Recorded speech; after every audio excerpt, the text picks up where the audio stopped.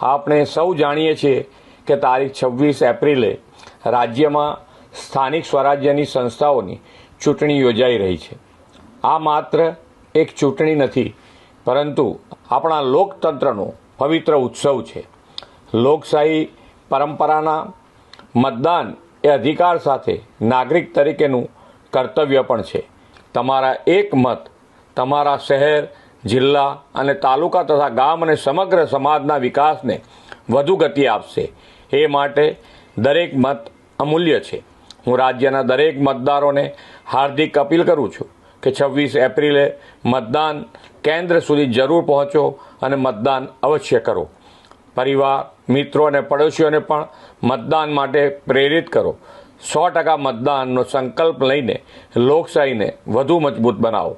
જે યુવા મતદારો આ વખતે પહેલીવાર પોતાના મતાધિકારનો ઉપયોગ કરવાના છે, તે સૌ યુવાનોને પણ મારી શુભકામનાઓ। સૌ સાથે મળીને જનભાગીદારીથી વિકસિત ભારતથી વિકસિત ગુજરાતના નિર્માણ માટે આપણા પવિત્ર મતાધિકારનો અવશ્ય ઉપયોગ કરીએ। ચાલો 26 એપ્રિલે આપણે 100% મતદાન કરીને લોકશાહીના આ મહાપર્વને સફળ બનાવીએ।